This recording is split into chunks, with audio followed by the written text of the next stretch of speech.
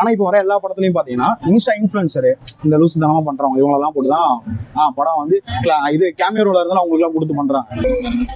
அவங்க வந்து எவ்வளோ எஃபெக்ட் போனாலும் வெளியே தெரிய மாட்டேங்குது. இந்த மாதிரி லூசுத்தமாக டான்ஸ் ஆடுறவங்க கிரிஞ்சு பண்ணிருக்கவங்க இவங்கள தான் லைக் பண்ணுறாங்க.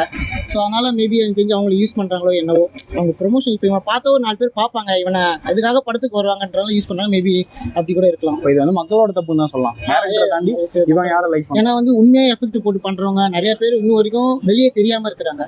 அதுக்கான ரீசன் எனக்கு சரியாக தெரியல. பட் ஆனால் அது கூட இருக்கலாம்ன்றது கிரிஞ்சு பண்ணுறவங்க லைக் பண்ணுறவங்களும் மேபி இருக்கலாம்னு தோணுது எனக்கு. ப்ரோ இப்போ இன்ஸ்டாகிராம்னாலே எல்லா விஷயக்குமே ஒரு அல்காரிதம்னு ஒன்று இருக்கு. ஓகேங்களா? இப்போ நீ சினிமாவுக்கு போனணும் ஒரு அல்காரிதம் இருக்கு. நீ லூஸ் மாதிரி ஏதாவது பண்ணணும், ஏதாவது ஒன்று போடு. நீ என்ன பண்ற உனக்கு நீ லூஸ் மாதிரி நீ அதாவது உன்னோட இண்டிவிஜுவாலிட்டியை விட்டு நீ என்ன விஷயம் வேணா பண்ணு. ஆனா அதில் நீ பிளேஸ் ஆயிடுவேன், நீ எப்படியே உள்ள போயிடுவேன் அப்படின்னு ஒரு தாட் இருக்கு.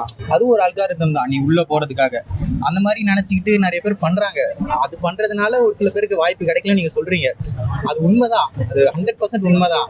அதை போக வைக்க முடியுமா அப்படின்னு கேட்டா சத்தியமா முடியாது, வாய்ப்பே இல்லை. நிலைக்காது. அவங்களை வச்சு ரொம்ப யூஸ் பண்ணுவாங்க. ஆமா, ஏன்னா ஜென்ரேஷன் எப்பவும் மாறிட்டு இருக்கு எல்லாமே. ஸோ அதனால எனக்கு தெரிஞ்சு நல்லா பண்றவங்க எஃபெக்ட் போட்டுனே இருந்தா கண்டிப்பா ஒரு நாள் அவங்க வெளியே வருவாங்க.